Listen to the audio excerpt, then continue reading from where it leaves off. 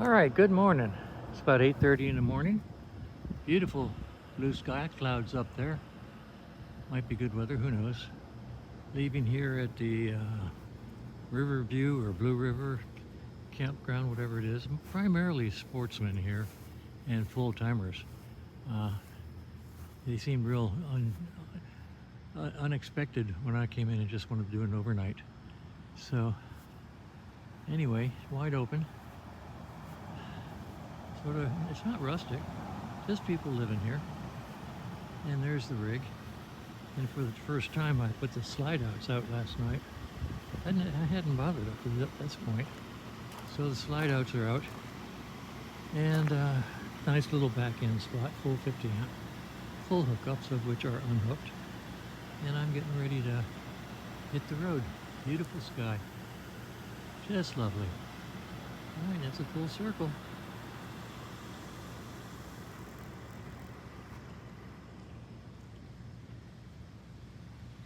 There's the exit.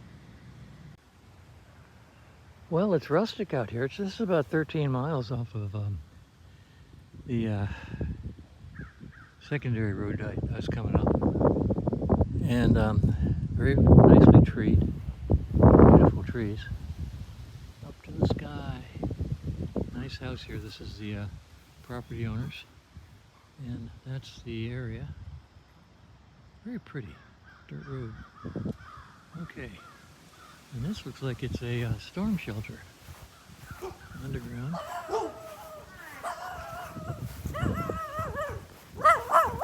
Well, hello guys. Hi. Hello. Hi. Yep. This looks like it's a shelter. Tornadoes come along, get in there.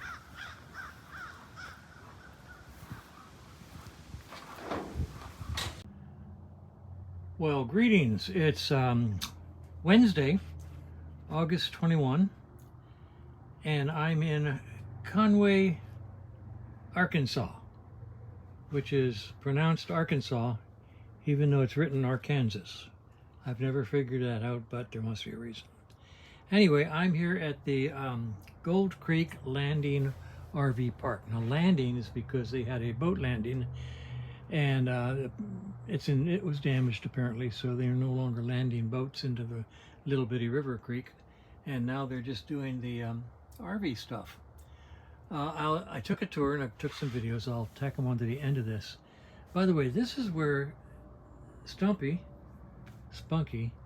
spends his time while we're riding down the highway. He's up on top of the couch looking out. He never sleeps. Even when he comes up and gets into the passenger seat, he sits up. So at the end of the day, the dog is exhausted. I mean, he goes right to sleep and goes like right now and goes all the way through the night. I figured out what happened with the microwave and why the door fell off. Okay, let me zoom out a little bit here. I don't know why the zoom on this thing is inconsistent, but it is.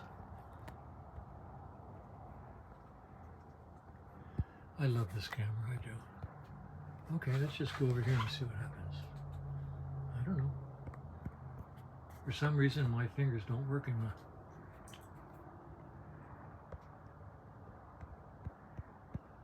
Okay, so it must be zoomed out as far as it's going to go. Okay, so anyway, let's talk about the microwave. All the time I've owned this thing, a couple of years now, this rotational table in here, this guy, would bounce around like a so-and-so going down the road. You'd hear it down all the way from the driver's seat back there bouncing around. And it would always be off the track and something like this. When I come to stop, it'd be like this, and I'd have to put it back in its little drive hole.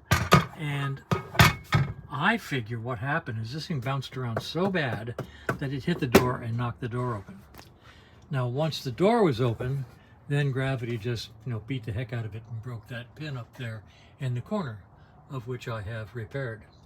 So anyway, we're back together, and what I'm doing now is I'm taking this completely out of here and wrapping it in a towel and stowing it while I'm driving. It's just one more thing to stow. I stow that, I stow the little electric heater, I stow the coffee maker. All the stuff goes in the sink on towels as I go down the road. Other things, I take all my stuff here off the sink and stow that in the sink.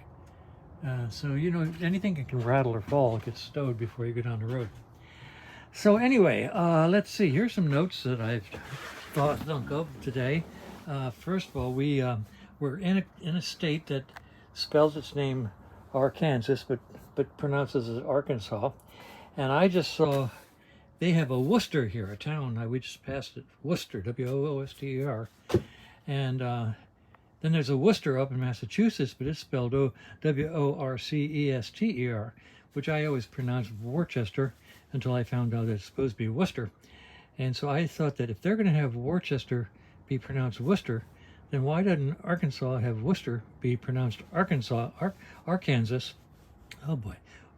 Have a Worcester that's pronounced Worcester.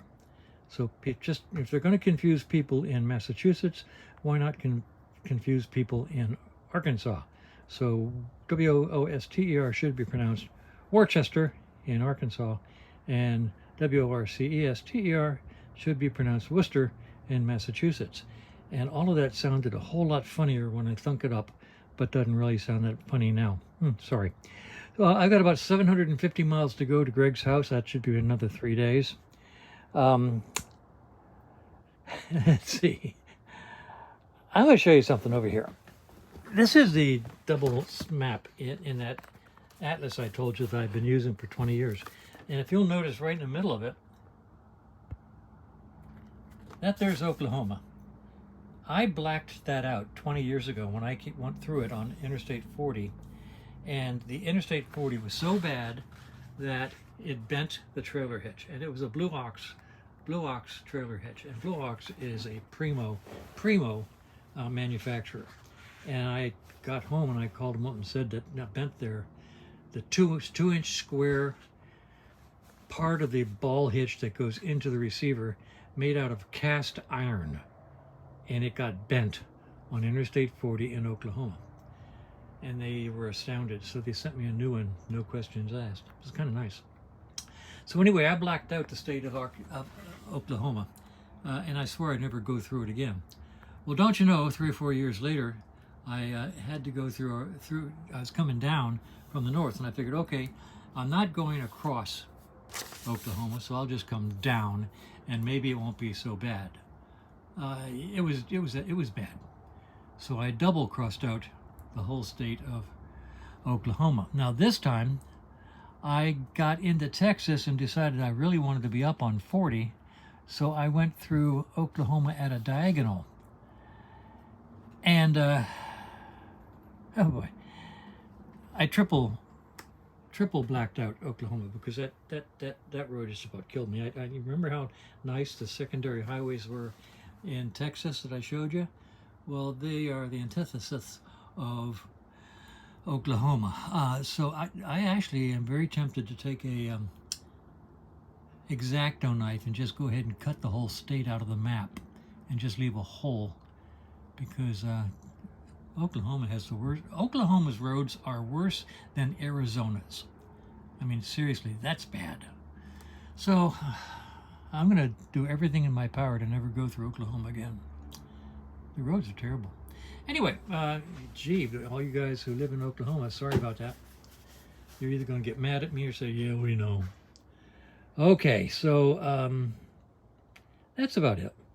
I'm going to put some videos on the end of this place, which are kind of interesting, and then call it a day. All right, talk to you later. Talk to you tomorrow. God willing, creek don't rise, and all that stuff. Oh, by the way, the generator's still not working, and I've stopped trying. It's only in the 80s during the day, and only somebody from Arizona can only say in the 80s. And the dash air conditioner, the Ford engine dash air conditioner, is keeping the front 10 feet of this coach tolerable.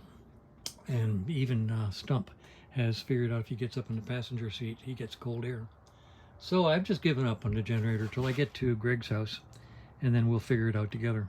I'm probably going to end up blowing out the gas line, maybe even replacing the gas line. I don't know, but there is no fuel flowing through that gas line from the gas tank to the fuel pump on the generator. And it's definitely a gas flow problem. The carburetor's brand new. I just replaced that. And the pump is third replacement. So it's not the pump and it's not the carburetor. And when I disconnect the gas line, there's no gas flowing. And I gave it a suck job, got a mouthful of gasoline, and put it on the pump, and it ran for about 15 minutes and then ran dry. So somewhere in that gas line is a air leak. It's sucking air into it, and then the pump loses prime and stops pumping gas because it's easier to pump air than gas. Anyway, we'll fix that when I get to Greg's house.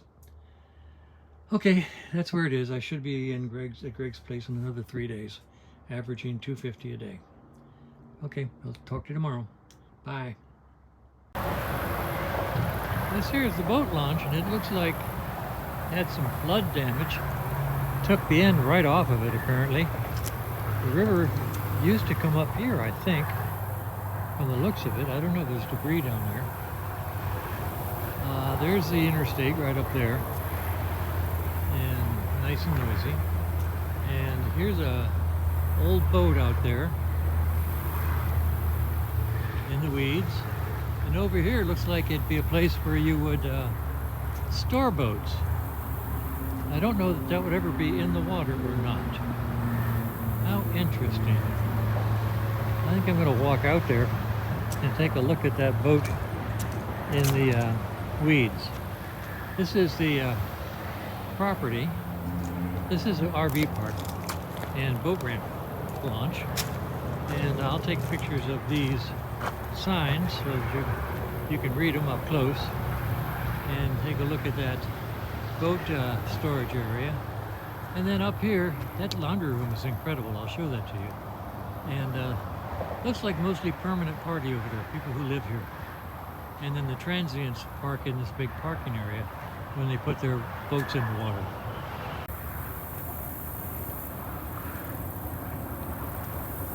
Well, that's the little boat that's laying here. It's an aluminum boat. Doesn't look like there's any damage to it.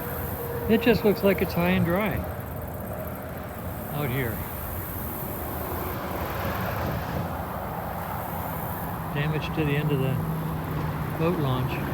This wharf I'm on has cleats on it, so people used to tie up to it. Well, let's walk back. I think that's just a trash can. Oh, well, kind of interesting. I mean, you stumble across interesting places, you'd love to figure out the history. Let's go up and take a look at that laundry room, because I'm very impressed by it.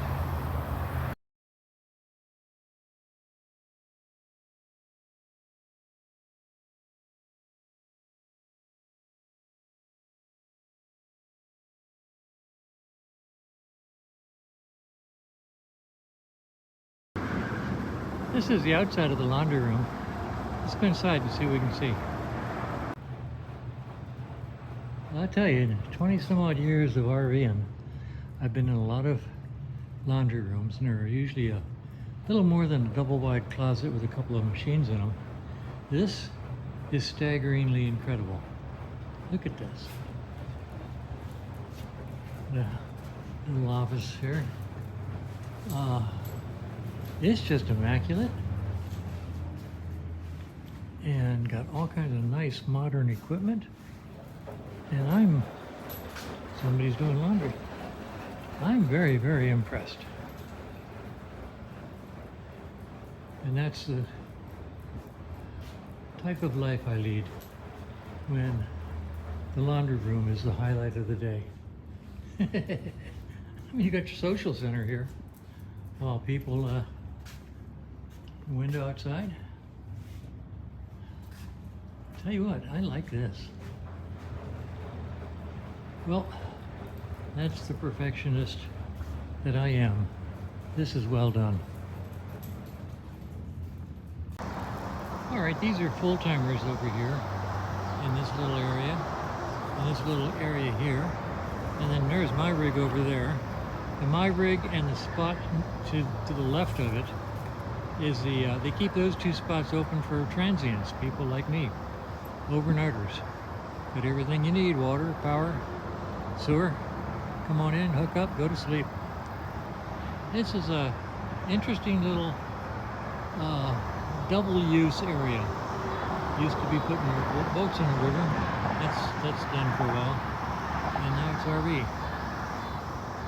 Okay, kind of cool.